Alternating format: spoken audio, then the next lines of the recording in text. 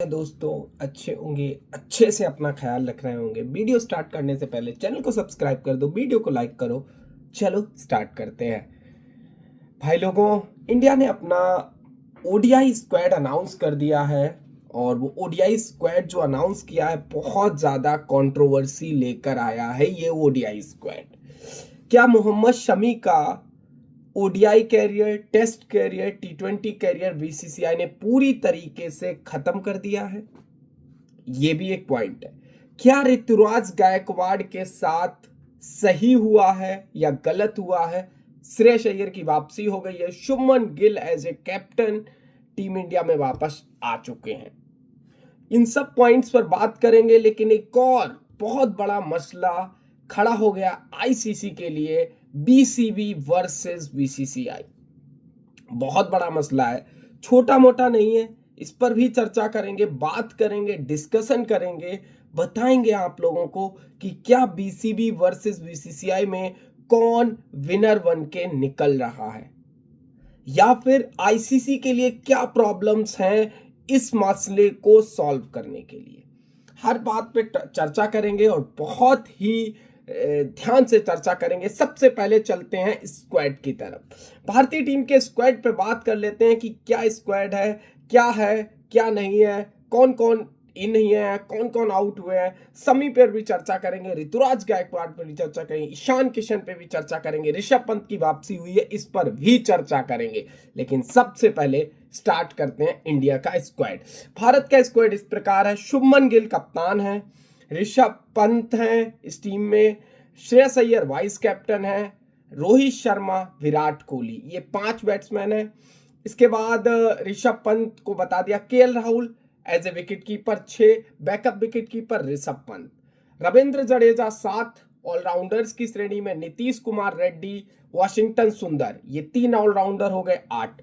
Bowlers में बात करें तो बॉलर में कुलदीप यादव है, मोहम्मद सिराज की वापसी हुई है। मोहम्मद सिराज के बाद बॉलर्स में आप लोगों को नजर आएंगे हर्षित राणा, प्रसिद्ध कृष्णा और भारत के स्पिनर कुलदीप यादव। तो ये भारत का स्क्वाड है। लब्बो लबाब देखा जाए 15 सदस्यीय ये स्क्वाड है और इस 15 सदस्यीय स्क्वाड के अंदर भारतीय टीम में जो नाम गुमनाम हो गए, मोहम्मद शमी का नाम बहुत चल रहा था कि मोहम्मद शमी को इस स्क्वाड में जगह मिलेगी नहीं मिलेगी, कैसे मिलेगी कैसे नहीं मिलेगी। मोहम्मद शमी को इस स्क्वाड में जगह नहीं मिली है।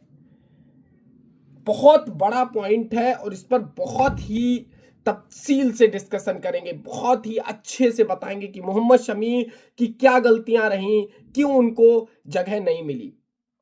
इसकी पटकथा लिखी जाती है भाई लोगों। आपको मैं बताऊं, 2024 border Gavaskar trophy, New Zealand series तक मोहम्मद शमी फिट थे नहीं थे, इस पर सवाल अलग थे। जब बॉर्डर गावस्कर ट्रॉफी में इंडिया जाती है, पहले आता मोहम्मद शमी का चयन होगा नहीं होगा, फिर मोहम्मद शमी वर्सेस रोहित शर्मा हो जाता है। मोहम्मद शमी कहते हैं वो फिट हैं, वो ऑस्ट्रेलिया जाने के लिए रेडी हैं, लेकिन उनको कोई कॉल नहीं आ रही है। लेकिन रोहित शर्मा ने आकर बोला कि मोहम्मद शमी फिट नहीं है। इस पर मोहम्मद शमी ने भी अपनी प्रतिक्रिया दी। जब मोहम्मद शमी ने अपनी प्रतिक्रिया दी, वहां पर इंडिया का कैप्टन था रोहित शर्मा। इसका मतलब मोहम्मद शमी वर्सेस बीसीसीआई हो गया, क्योंकि मोहम्मद शमी ने डायरेक्ट इंडिया के कैप्टन पर बोला कि मैं तो फिट हूं, मैं तो 5 ओवर डालो, क्योंकि वहां पर वो रणजी में ओवर डाल रहे थे, विकेट्स भी ले रहे थे, लेकिन उनको इंडिया कॉल नहीं मिल रहा था।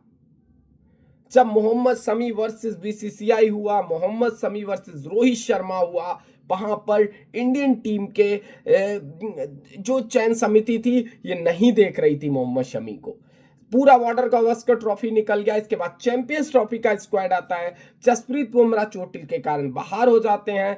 मोहम्मद सिराज को डेथ ओवर के लिए नहीं कंसीडर करा जा रहा था, तो रोहित शर्मा की मजबूरी मोहम्मद शमी पर आकर टिक गई और मोहम्मद शमी को लिया गया। वहां पर मोहम्मद शमी की फिटनेस पूरी तरीके से क्लियर नजर नहीं आ रही थी। सबको पता था मोहम्मद शमी अपना फुल जोर नहीं लगा रहे थे। वहां पर मोहम्मद शमी ने बीसीसीआई के साथ ब्लफ किया। मोहम्मद शमी को फिर मोहम्मद शमी ने खेला आईपीएल में खराब परफॉर्मेंस रही। इसके बाद इंग्लैंड दौरे के लिए देखा जा रहा था शमी का सिलेक्शन होगा नहीं होगा। जब इंग्लैंड दौरे के लिए फिर एशिया कप किसी में सिलेक्शन नहीं होता, मोहम्मद शमी अपना बोलते हैं, फिर तो बिल्कुल खुलकर आ गया मोहम्मद शमी वर्सेस बीसीसीआई। कैसे आ गया आपको मैं बताता हूं, आप लोग बस बने रहिए। आपको बताते हैं बीसीसीआई वर्सेस मोहम्मद शमी कैसे हुआ। मोहम्मद शमी ने अपने यूट्यूब चैनल पर बीसीसीआई की तनकीद करना शुरू कर दी। कैसे? बीसीसीआई को बोला कि मैं सेलेक्टर नहीं हूं, मैं खुद को सेलेक्ट नहीं कर सकता, ये सब। उधर से अजीत अगर कराकर के सेलेक्ट बैठते हैं कि उन्हें अपडेट नहीं मिल रही, तो मोहम्मद शमी कहते हैं क्या अपडेट मैं दूंगा उनको, अपडेट उनको लेनी है। बहुत सारी चीजें, बहुत सारा वहां पर मोहम्मद शमी वर्सेस ऐसा हो गया कि अब यहां पर मोहम्मद शमी को इंडियन T20 ओडीआई टेस्ट किसी भी स्क्वाड में नहीं देखा जा रहा है और ना देखा जाएगा फ्यूचर में भी, क्योंकि अब मोहम्मद शमी का या तो ऑफिशियल रिटायरमेंट नहीं, अनऑफिशियल, या फिर ये चयन समिति बदल जाए। इस चयन समिति का मतलब अजीत अगरकर के लेड वाली जो चयन समिति है, इसकी जगह प्रज्ञान ओझा, आरपी सिंह वाली हो सकता है उनका कुछ माइंड बदले, मोहम्मद शमी की वापसी हो, क्योंकि ये चयन समिति भारत के लिए हर्षित राणा, प्रसिद्ध कृष्णा, मोहम्मद सिराज इनको देख रही है। 2027 वर्ल्ड कप के लिए मोहम्मद सिराज का टीम में होना ये भी एक दर्शा रहा है कि मोहम्मद सिराज खेलेंगे 2027 का वर्ल्ड कप। ये तो तय हो गया है, क्योंकि तय नहीं मतलब अभी ऐसा लग रहा है मिक्स में जरूर आएंगे। ये पूरी जो अभी 15 सदस्यीय टीम का चयन हुआ है इसमें लग रहा है, क्योंकि इसमें जो बॉलर सेलेक्ट हुए आपको मैं फिर से बता देता हूं, हर्षित राणा, मोहम्मद सिराज, प्रसिद्ध कृष्णा, ये 3 बॉलर सेलेक्ट हुए हैं इस टीम के पूरे मिक्स में, और अर्शदीप सिंह 4। तो इन 4 में खेलेंगे 3। जब बुमराह भाई साहब वापस आएंगे तो समझो इंडिया का जो बुमराह वापस आएंगे, बुमराह, सिराज और हर्षित राणा और अर्शदीप में कोई एक, तो वहां पर अगर इंडिया को ऑलराउंडर की जरूरत पड़ी, 8 नंबर पर बैटिंग की जरूरत पड़ी, क्योंकि आपको कुलदीप यादव को मिक्स में लाना पड़ेगा, तो वहां पर 8 नंबर पर बैटिंग तो अर्शदीप का कट सकता है, क्योंकि हर्षित राणा थोड़े शॉट खेल लेता। हर्षित राणा में कोई बुराई नहीं है, क्योंकि ही इज ओडीआई के लिए एक सही सिलेक्शन है। मुझे अगर मैं अपने पॉइंट ऑफ व्यू से देखा जाए तो हर्षित राणा को ओडीआई में सही सिलेक्शन, क्योंकि उसने प्रूफ किया है, ऑस्ट्रेलिया सीरीज में भी थोड़ा बहुत प्रूफ किया था, साउथ अफ्रीका सीरीज में बहुत ही अच्छा दिखा हर्षित राणा, बहुत अच्छा दिखा, बहुत बढ़िया, मतलब फर्स्ट क्लास एकदम बेहतरीन बॉलिंग करी, स्विंग भी मिल रहा था, सीम भी था थोड़ा बहुत। तो इस चीज में राणा साहब एक अलग लेवल पे निकल सकते हैं। तो ये कहानी है पूरी तरीके से मिक्स में इंडियन टीम की। बाकी आपको हम बताते हैं ये जो इंडिया के 4 बॉलर चुने गए हैं, इन चारों बॉलरों पे चर्चा करते हैं अच्छे से, और कुलदीप यादव 5 पे, 4 बॉलर में। इसके बाद इसमें 2 ऑलराउंडर की चयनिंग हुई, वॉशिंगटन सुंदर, नीतीश कुमार रेड्डी और रविंद्र जडेजा। आपको ये वहां पर 4 फास्ट बॉलर, एक स्पिनर कुलदीप यादव 5, इसके बाद 3 आपको ऑलराउंडर मिलेंगे, रविंद्र जडेजा, ऑलराउंडर मिलेंगे आपको वॉशिंगटन सुंदर और नीतीश कुमार रेड्डी। मतलब ये 8 का जो बॉलिंग ग्रुप है, इसमें से आपको 5 बॉलर्स तय करने हैं कि कौन से खिलाने हैं। मैं अगर कॉम्बिनेशन के पॉइंट ऑफ व्यू से जाऊं इंडियन टीम के इस पूरे सिलेक्शन क्राइटेरिया में, तो यहाँ पर आपको मोहम्मद सिराज टीम में जगह बनाते हुए दिखेंगे। मोहम्मद सिराज के साथ आपको जरूर 100% हर्षित राणा इस मिक्स में आएंगे। हर्षित राणा के साथ आपको मिक्स में नजर आएंगे अर्शदीप सिंह या प्रसिद्ध कृष्णा। अर्शदीप सिंह भी खेल सकते हैं। अर्शदीप सिंह ने पिछले कुछ समय से बहुत कहर बरपाया है। विजय हजारे ट्रॉफी में तो उन्होंने अभी 5 विकेट लिए एक मैच में। मतलब अर्शदीप सिंह का बहुत ज्यादा चांसेस हैं कि इस टीम में जगह बनाते हुए दिखें 11 में। नंबर 4 कुलदीप यादव आपको दिख जाएंगे। कुलदीप यादव के बाद रविंद्र जडेजा आपको 5वां स्पिनर और ऑलराउंडर के रूप में मिलेंगे, लेकिन उसके मिक्स में आप नीतीश कुमार रेड्डी को नहीं भूल सकते या फिर वॉशिंगटन सुंदर। मतलब छठे ऑप्शन के लिए या तो नीतीश कुमार रेड्डी के साथ जाएंगे या वॉशिंगटन सुंदर के साथ जाएंगे। ये कहानी मेरे को पूरी मिक्स में नजर आ रही इंडिया की। अगर बॉलिंग अटैक से 5 बॉलर और 6ठा ऑलराउंडर निकाला जाए तो ये पूरा मिक्स नजर आएगा। इसमें आपको देखो बैटिंग करने वाले भी मिल जाएंगे, 3 आपको बॉलर मिल जाएंगे प्रॉपर और 3 आपको ऑलराउंडर मिल जाएंगे। जैसे आप मान लो अगर वॉशिंगटन सुंदर, रविंद्र जडेजा और हर्षित राणा, ये 3 ऑलराउंडर एक छोर पे निकाल के रख दिए। 3 बैट्समैन है आपको। बैट्समैन कौन कौन है, बॉलर कौन कौन है, मोहम्मद सिराज, अर्शदीप सिंह और, तो ये पूरी 3-3 की कहानी बन के 6 का पूरा पेयर बन सकता है। जो सिलेक्शन हुआ है बहुत सोच समझ के हुआ है ये सिलेक्शन इंडियन टीम का, और इस सिलेक्शन में मेरे हिसाब से आगे और भी तब्दीलियां हो सकती हैं। वर्ल्ड कप अभी 2027 का बहुत दूर है, बहुत दूर है, लेकिन जो ये T20 वर्ल्ड कप खत्म होने वाला है फरवरी 2026 में, 8 मार्च को इसका फाइनल होगा। इसके बाद से टीमें आईपीएल के बाद से वर्ल्ड कप 2027 के मिशन में लग जाएंगे। यहां पर बुमराह का तो पक्का है कि वर्ल्ड कप खेलेगा, बुमराह के साथ सिराज, क्योंकि मोहम्मद शमी, बिल्कुल मैंने आपको पूरी पटकथा शुरुआत में ही कहानी सुना दी थी मोहम्मद शमी को लेकर, क्योंकि मोहम्मद शमी अब ये पर्सनल हो चुका है। पर्सनल क्या हो चुका है, बीसीसीआई वर्सेस मोहम्मद शमी, ये पर्सनल है। यहां पर कोई प्रोफेशनलिज्म नहीं रहा, क्योंकि मोहम्मद, अगर देखो यही चीज है, नॉर्थन लियन ने ऑस्ट्रेलिया में जब उनको तीसरे टेस्ट मैच में ड्रॉप किया गया था, उन्होंने खुद खुलकर मीडिया में बोला उनको चौथे टेस्ट मैच में जगह मिली, 5 में वो ड्रॉप नहीं हुए, चोट के कारण बाहर हुए। तो ये मोहम्मद शमी ने जब बीसीसीआई का कप्तान रोहित शर्मा के ऊपर बोला, फिर अजीत अगरकर के ऊपर बोला, तो वो सीधी कहानी है कि इंडिया में अगर कोई भी क्रिकेटर बोलेगा तो उसका कैरियर खत्म होना तय है। ये चीज इंडिया में नहीं पॉसिबल है। आप किसी भी और कंट्री में रह रहे हैं, उस कंट्री में आप बोल सकते हैं, उसके बोर्ड के लिए बोल सकते हैं, सेलेक्टर्स के लिए बोल सकते हैं, और अगले मैच में आपको चुना भी जाएगा, क्योंकि वहां पर क्या है, वहां पर बहुत ज्यादा ट्रांसपेरेंसी है। इंडिया में क्या है, उतनी ट्रांसपेरेंसी नहीं है, या वहां पर ईगो क्लैशेस हो जाते हैं। जैसे अजीत अगरकर का ईगो क्लैश हुआ, रोहित शर्मा का ईगो क्लैश हुआ। जब ईगो क्लैश होंगे तो नहीं मिलेगी जगह आपको। इंडिया की 15 में क्या, अगर 25 मेंबर की भी टीम अनाउंस होगी तो वहां पर भी जगह नहीं मिलेगी। ये कहानी है, और ये सच कहानी है इंडियन क्रिकेट की। आर अश्विन ने भी इस पर कमेंट किया था उनकी अपने चैनल पर ऐस की बात पर। उन्होंने यही बोला था कि अगर मोहम्मद शमी किसी और क्रिकेट देश के लिए खेल रहे होते और ऐसे कमेंट्स कर रहे हो तो उनको जरूर उनके परफॉर्मेंस का रिवॉर्ड मिलता, लेकिन वो इंडिया में है, इसीलिए उनको उनकी परफॉर्मेंस का रिवॉर्ड नहीं मिल रहा है, क्योंकि उन्होंने सैयद मुश्ताक अली ट्रॉफी, विजय हजारे ट्रॉफी में बहुत अच्छा परफॉर्मेंस किया। लेकिन क्या है कि वो एक इंडिया जैसी कंट्री में रह रहे हैं जहां पर आपको मक्खन लगाना ही पड़ेगा, सेलेक्टर्स के मक्खन लगाना पड़ेगा, कैप्टन के, क्योंकि अगर आप मक्खन नहीं लगाएंगे तो आप फिसलेंगे नहीं। ये कहानी है भाई। तो मोहम्मद शमी का कैरियर खत्म है, और लेकिन इंडिया में इतना कंपटीशन है, अगर आप बोलेंगे, क्योंकि मोहम्मद शमी के लिए मोहम्मद सिराज रेडी है, मोहम्मद शमी के जैसा ही बॉलर है हर्षित राणा, रेडी है, तो फिर क्यों लेना मोहम्मद शमी को? जो आवाज उठा रहा है नहीं लेना उसको। सीधी बात, आवाज दबानी है, खत्म करना है। यही है कहानी इंडियन क्रिकेट की। अब हम चलते हैं 7 जो बल्लेबाज और विकेट कीपर्स चुने गए। पहले चलते हैं बल्लेबाजों के ऊपर। शुभमन गिल, रोहित शर्मा, विराट कोहली, श्रेयस अय्यर और केएल राहुल, ये 5 के मिक्स के बल्लेबाजों का मिक्स है। इसके बाद ऋषभ पंत 6, और ऋषभ पंत के साथ आपको दिख जाएंगे एक और बैट्समैन चुना है इन्होंने, और कौन है अभी उसका नाम नहीं याद आ रहा है, चलो कोई बात नहीं। ये जो आपको अब मैं टॉप 5 बताते हैं। टॉप 5 हार्दिक पांड्या नहीं है और बुमराह नहीं है, क्योंकि वो रेस्ट दिया गया उनको, क्योंकि वो वर्ल्ड कप खेलेंगे।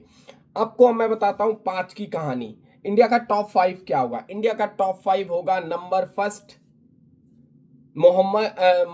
फर्स्ट पे होंगे शुभमन गिल। शुभमन गिल के साथ आपको नजर आएंगे रोहित शर्मा। नंबर 3 आपको खेलते हुए दिखेंगे विराट कोहली। नंबर 4 पर श्रेयस अय्यर। नंबर 5 पर आपको दिखेंगे केएल राहुल।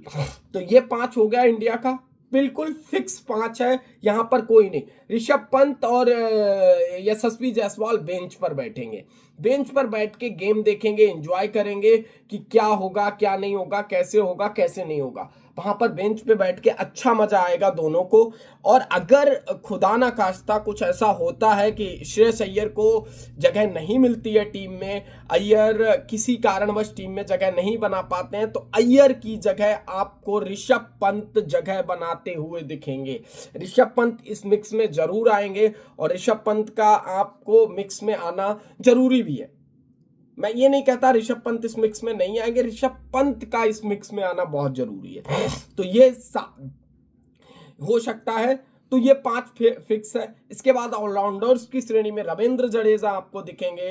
रविंद्र जडेजा के साथ वॉशिंगटन सुंदर 7, रबे और नीतीश कुमार रेड्डी 8 नहीं 7, ये 7 की कहानी हो गई। 4 आपको मैंने फास्ट बॉलर और उनके साथ एक ऑलराउंडर। कहानी पूरी 11 की यही होगी और यही पूरी तरीके से मिक्स बनने जा रहा है। बहुत मतलब कैसा लगा आप लोगों को, मैंने पूरा समझाया। अब चलते हैं ईशान किशन, संजू सैमसन और जो ऋतुराज गायकवाड़। ऋतुराज गायकवाड़ ने कुछ गलत नहीं किया। एक मैच में फ्लॉप हुआ लेकिन बहुत बढ़िया कैच लिया गया, अगले में शतक बनाया, अगले में बैटिंग नहीं मिली। ठीक है, तो ऋतुराज गायकवाड़ की ये कहानी रही। लेकिन ऋतुराज गायकवाड़ जब ही इस टीम में जगह बना पाएंगे जब विराट कोहली, रोहित शर्मा ऊपर से जाएंगे। क्योंकि ऋतुराज गायकवाड़ का क्या है कि अगर वो जगह बनाते हुए दिखें, आपको 15 सदस्य टीम में लेने के लिए कोई दिक्कत नहीं थी, आप ले लेते, आप यशस्वी को बाहर करके उनको ले लेते, किसी को भी बाहर करके आप ऋषभ वर्सेस ही था, क्योंकि 4 नंबर पे ऋषभ ही खेलने वाला है अगर अय्यर इस समय नहीं होंगे।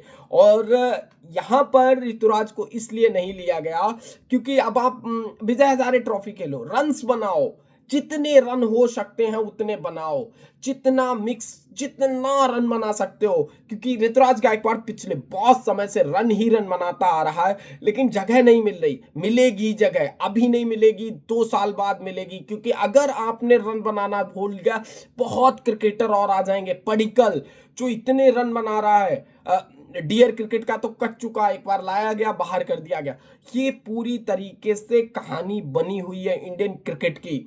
आप ऋतुराज गायकवाड़, पडिक्कल जैसा टैलेंट बाहर बैठा है, और ये टैलेंट नहीं है, बहुत बड़ा टैलेंट है। तो ये कहानी है और मैंने आपको पूरा स्क्वाड समझाया। और ईशान किशन की जगह इसलिए नहीं बनी, T20 में जगह बनी है, वहां पर वीटो पावर हुई। ईशान किशन के नाम पर चर्चा जरूर हुई सेलेक्टर्स में, लेकिन जगह नहीं बना पाए ईशान किशन। इसका रीजन यही है कि ईशान किशन एक T20 टीम में जगह दी गई, आप एक साथ वनडे टीम में जगह नहीं दे सकते उनको। तो ये ईशान किशन को भी स्वेप अप हुआ। ये पूरी कहानी रही। बाद में संजू सैमसन पे कोई भी चर्चा नहीं हुई। अब चलते हैं अगले टॉपिक की तरफ, बीसीसीआई वर्सेस बीसीबी। आईसीसी का क्या रिएक्शन होगा। सबसे पहले बीसीबी की तरफ से बीसीसीआई के देवजीत शाकिया साहब आते हैं और बोलते हैं, आपको पूरी कहानी में बताऊंगा, आप बस बने रहिए।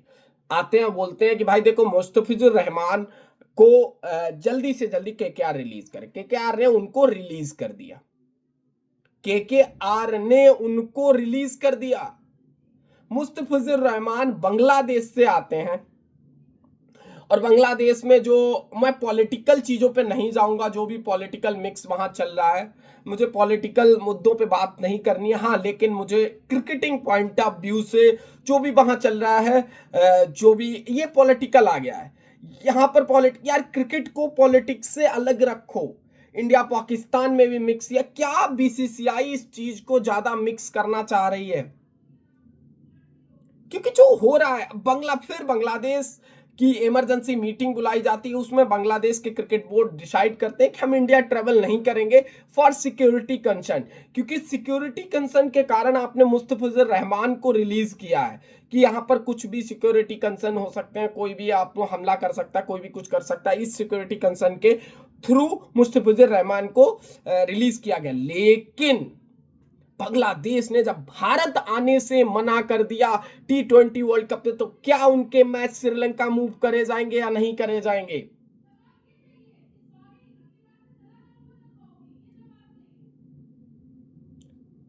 करा जाएगा कि नहीं करा जाएगा, ये पॉइंट है। पॉइंट यहाँ पर ऐसा नहीं है, बांग्लादेश अपनी बहुत सारी लड़ाइयाँ हैं। बांग्लादेश में इस समय कट्टरपंथियों का शासन है। जब कट्टरपंथियों का शासन होता है तो हालत इसी तरीके से होती है। इंडिया कट्टरपंथियों का समर्थन नहीं है यहाँ पर। ये सब चीजें हैं, यही सब चीजों को मिक्स में लाया जा रहा है।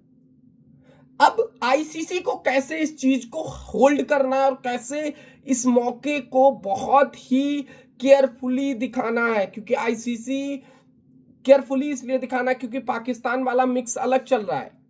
वहां पे तो हाइब्रिड मॉडल हो गया। क्या यहां पर आईसीसी को आकर के आईसीसी में जैसा बैठे हुए हैं इस चीज को नहीं बनाना है हाइब्रिड? अलग लेवल से, अलग तरीके से इस चीज को चलाना पड़ेगा आईसीसी को। आईसीसी आके दोनों बोर्ड के ऑफिशियल से बात करे कि भाई देखो ये बात है, आपके जो भी देश में इंटरनल मसले हैं या मिसाइल्स हैं उनको आप सॉल्व करो पॉलिटिकली, लेकिन क्रिकेट पे कोई भी इंपैक्ट नहीं होना चाहिए। अगर क्रिकेट पे इंपैक्ट होता है तो फिर वहां पे देखा जाए। अगर सिक्योरिटी कंसर्न है, आप एक सिक्योरिटी डेलीगेट भेज सकते हैं इंडिया और वहां पर दिखा सकते हैं कि क्या क्या क्या सिक्योरिटी कंसर्न है, उन पे काम किया जाएगा। बांग्लादेश टीम को ज्यादा सिक्योरिटी प्रोवाइड की जाएगी, आर्मी के पर्सनल्स दिए जाएंगे। ऐसा हो सकता है, ऐसे सवाल खड़े किए जा सकते हैं, क्योंकि अगर कुछ सिक्योरिटी कंसर्न है तो उन पर आपको चर्चा करनी पड़ेगी, धैर्य से चर्चा करनी पड़ेगी। आईसीसी को बहुत ही प्रॉपर तरीके से इस डिस्कशन को लाना पड़ेगा, नहीं तो आईसीसी बैकफुट पर आ जाएगी। और आईसीसी जैसे आईसीसी ने पाकिस्तान का मसला सॉल्व किया, वैसे ही अगर इस मसले को सॉल्व करने जाएगी, इसका मतलब आईसीसी सर झुका लेगी बांग्लादेश क्रिकेट बोर्ड के आगे।